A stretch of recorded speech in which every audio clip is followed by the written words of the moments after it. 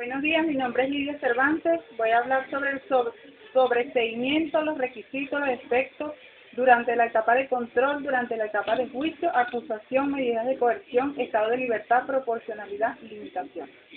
El sobreseimiento está estipulado en el artículo 318 del Código Orgánico Procesal Penal. Se entiende por sobreseimiento a toda resolución judicial constituida por razón de la cual se decide la terminación del proceso penal, en proporción de uno o diversos sujetos imputados establecidos con anterioridad al momento en que el dictamen definitivo tenga potestad de cosa juzgada, por mediar una causal que impide en forma concluyente la continuidad de la persecución penal y pues impide una posterior apertura de un proceso con los mismos sujetos respecto del mismo hecho.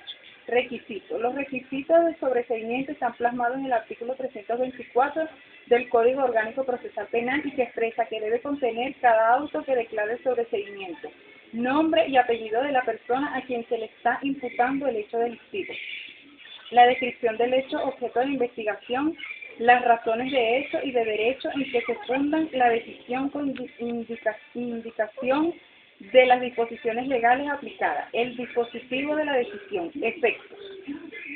De acuerdo al artículo 319 del Código Orgánico Procesal Penal, el sobreseimiento pone término al procedimiento y tiene la autoridad de cosa juzgada. Impide que por el mismo hecho existe una nueva persecución contra el imputado o acusado, a favor de quien se hubiere declarado. Etapa intermedia o de control.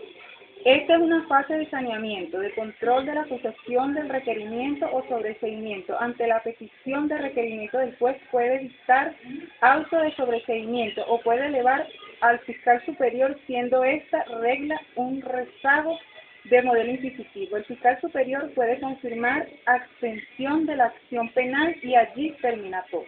También puede ordenar acusar y lo hace otro fiscal. Artículo 31. Excepciones oponibles durante la fase de juicio oral.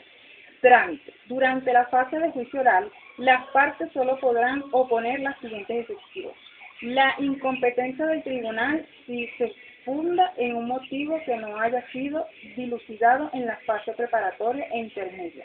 La extinción de la acción penal siempre que esta se funda en las siguientes causas: la amnistía y la prescripción de la acción penal, salvo que el acusado renuncie a ella. El indulto.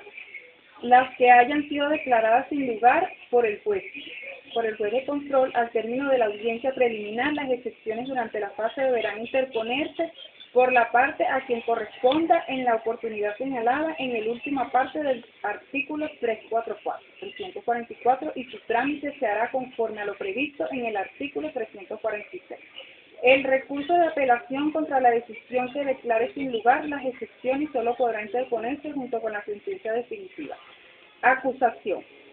Dada la naturaleza de este procedimiento que sustituye al derogado juicio de falta, donde priman los principios de oralidad, concentración y sumariedad, se produce una cierta flexibilización de la doctrina expuesta, resultado necesario de que la petición de condena se exteriorice, sin formalismo, pero debiendo ser suficiente para que el acusado la conozca y pueda rebatirla, resultando de todo punto inadmisible la acusación tácita. Proporcionalidad. El principio de proporcionalidad suele estudiarse desde los sentidos del amplio y estricto, pero este último encuentra recogido dentro del primero. Por tanto, la proporcionalidad en sentido amplio engloba tres exigencias. La exigencia de acusación a fin implica que bien el juez o el legislador tiene que elegir la medida o sanción que se adecue para alcanzar el fin de la justicia. Para ello han de tener en cuenta el bien jurídico que se tutele. La pena óptima ha de ser cualitativa y cuantitativamente adecuada al fin. La exigencia de necesidad de pena. Si se pone una pena innecesaria, se comete una injusticia grave.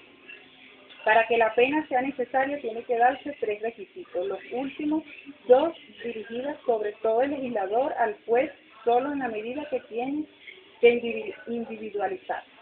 Limitación. El sobreseimiento es la terminación anticipada de un proceso penal en el que aún no ha habido sentencia y que se declara concluido por razones de interés general. La medida de sobreseimiento no consiste formalmente en un perdón, porque no ha habido condena, ni implica un juicio de valor sobre la conducta del beneficiario de la medida.